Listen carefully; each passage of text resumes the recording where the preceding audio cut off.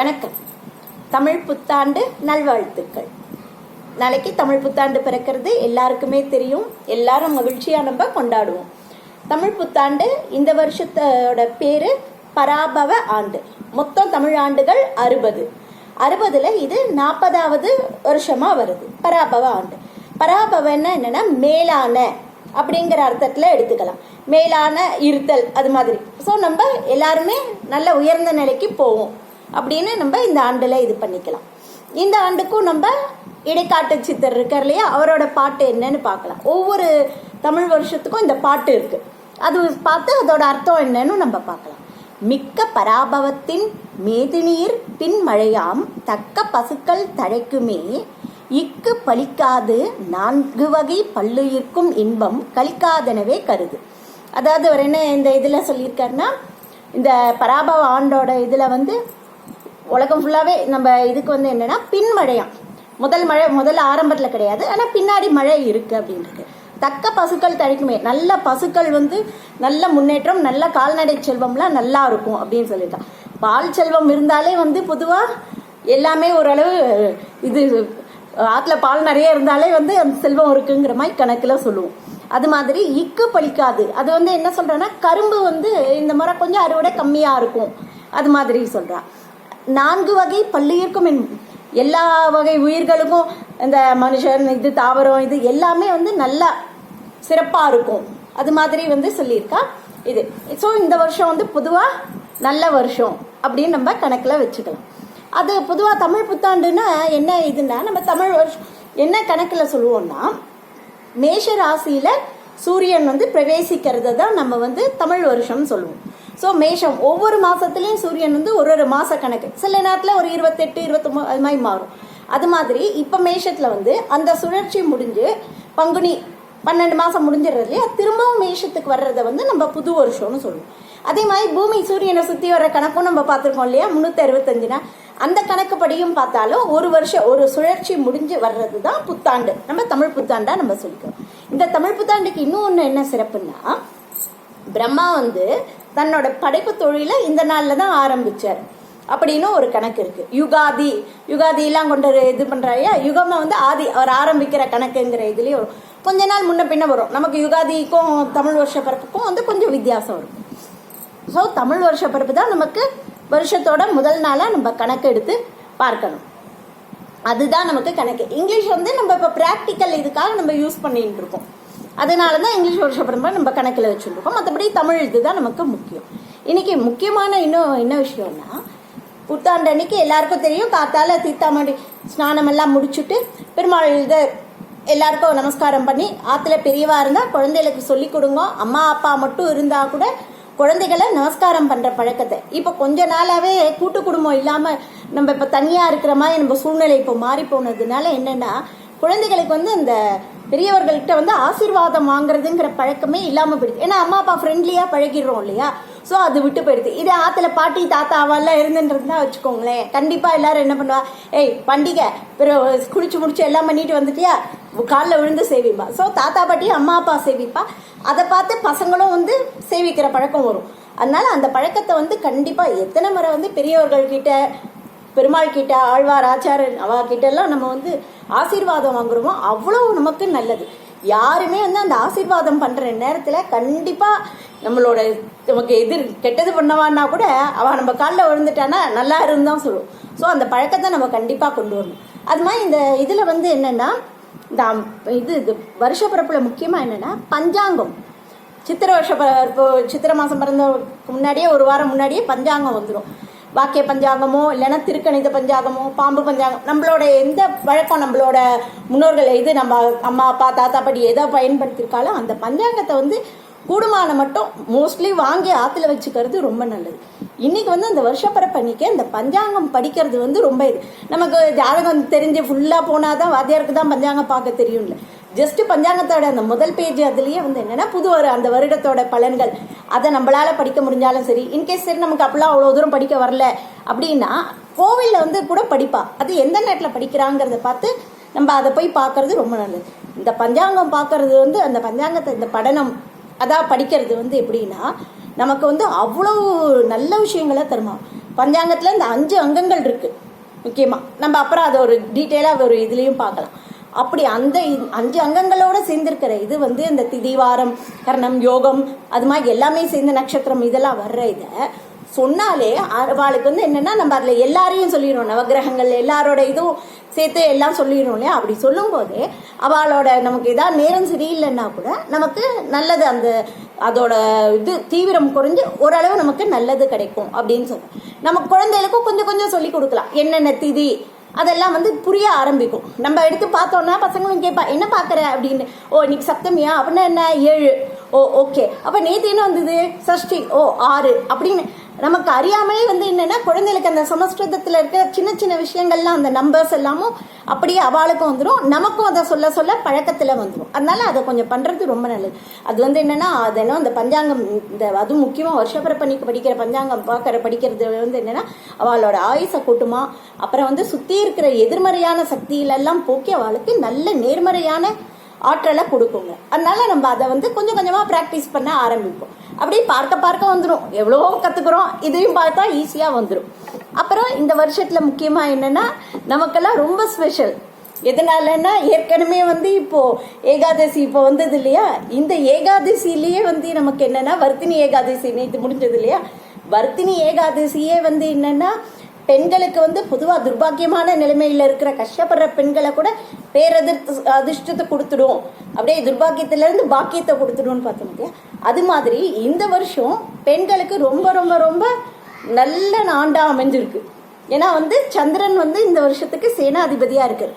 அவர் சந்திரனோட இதில் வந்து என்னன்னா பெண்களுக்கு நல்ல முக்கியத்துவம், நல்ல படிப்பாகட்டும், அவள் வந்து நல்ல உயர்ந்த நிலையில் இருக்க போகிறது, அரசியலில் எல்லாத்துலேயுமே வந்து பெண்களுக்கு முக்கியம். ஸோ ஆற்றுல இருக்கிற ஆண்கள் பெண்களுக்கு உண்டான உரிமையும் அவளை வந்து மதிக்கணும். உரிமைனா அவளுக்கு பெருசாக ஒன்றும் கொடுத்துடணுங்கிறது, அவளை மதித்து நடந்தாலே லக்ஷ்மியோட கடாட்சம் உங்கள் எல்லாருக்கும் கிடைக்கும், ஆண்களுக்கும் கிடைக்கும். அதனால் வந்து பெண்களை இந்த மனசில் வருத்தப்படுற மாதிரி வச்சுக்காம அவள் அக்கா தங்கையாகட்டும், அம்மாவாகட்டும், மனைவியாகட்டும், குழந்தைகள் பெண் குழந்தைகளாகட்டும் நல்லா பார்த்துட்டோன்னா அவளுக்கு மட்டும் நல்லதில்லை, நம்ம குடும்பத்துக்கே ரொம்ப நல்லது, லக்ஷ்மி கடாட்சம் ரொம்ப கிடைக்கும்ன்றது.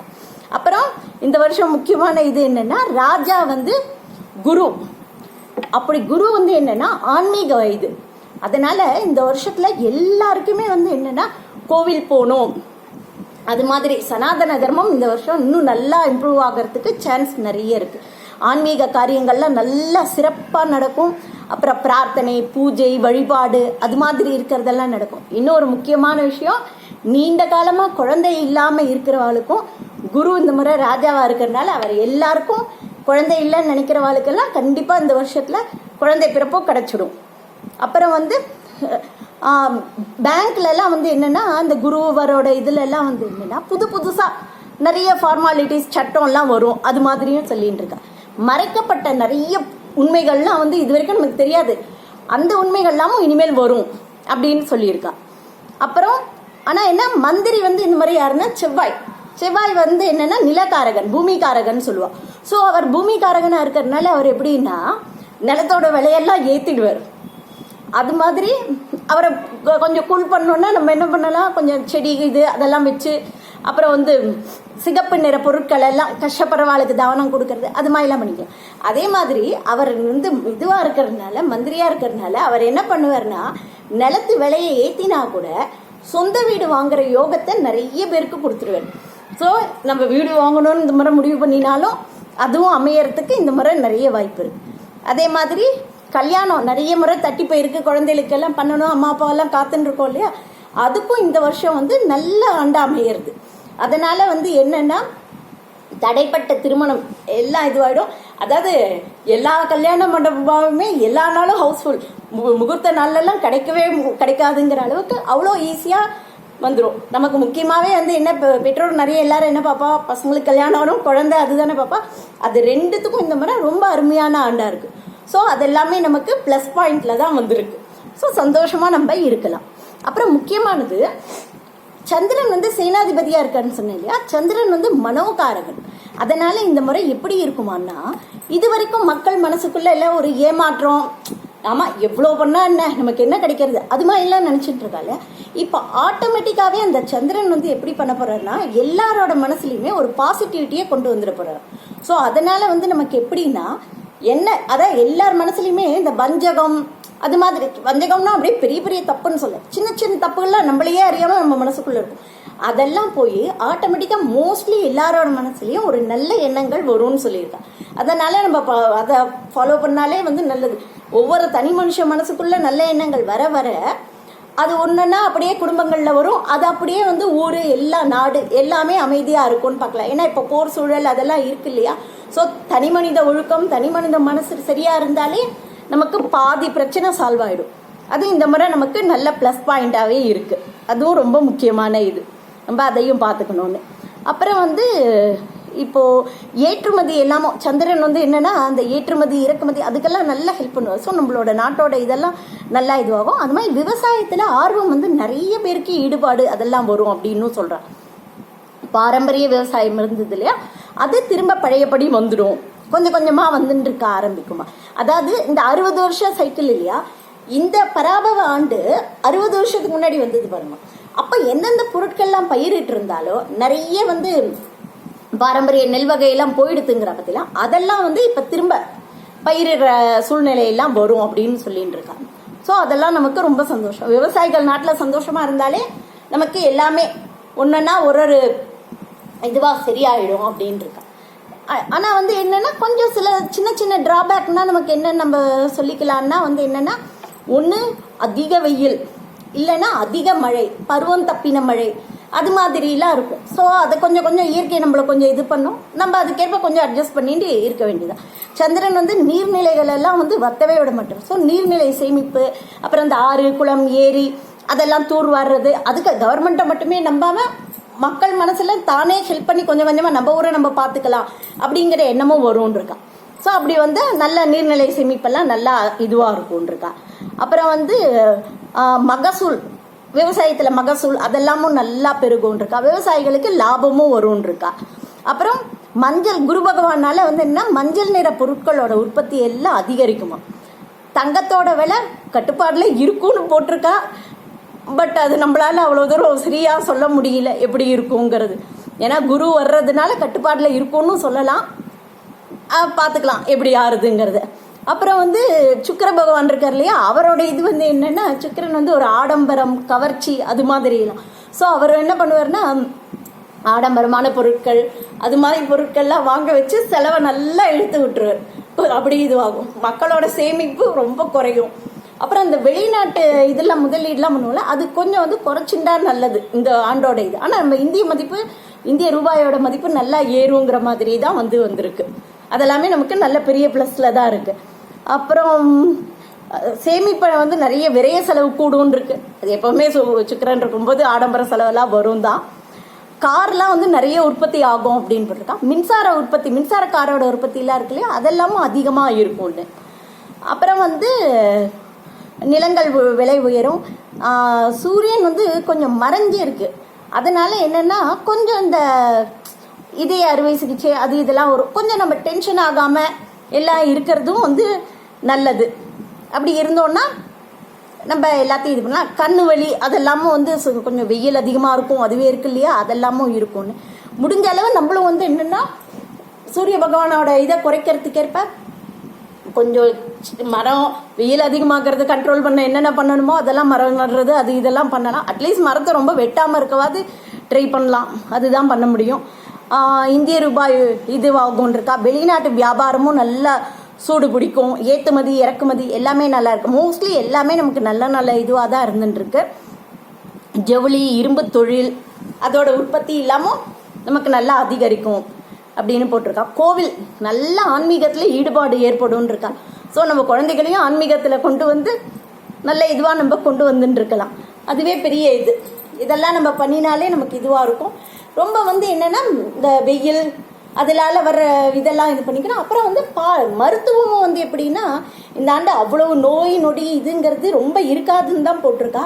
இன்கேஸ் ஏதாவது ஒரு இது வந்தாலும் புதுசாக வந்து மருத்துவம், அறுவை சிகிச்சை அதெல்லாம் வந்து நிறைய இது வந்து மக்களோட உயிரை நல்லா காப்பாத்துறதுல நல்ல முன்னேற்றம் இருக்கும்னு போட்டிருக்கா. நம்ம வந்து இந்த இங்கிலீஷ் மெடிசனுடைய ஆயுர்வேதம், அது இந்த இப்போ அக்குபஞ்சர் எல்லா இதுவுமே வந்து கொஞ்சம் நல்ல உயர்ந்த நிலைக்கு வரும் அப்படின்னு போட்டிருக்கா. ஸோ நமக்கு எல்லாத்துலேயுமே வந்து மோஸ்ட்லி வந்து நல்ல பலன் தான். எல்லாத்துலேயும் வந்து நல்லதும் இருக்கும் கெட்டதும் இருக்கும். நம்ம நல்லதை எடுத்துப்போம். சில பேர் ஆற்றுல வந்து இந்த விஷு கனி பார்க்கறதுன்னு பழக்கம் வச்சுட்டு இருப்பா.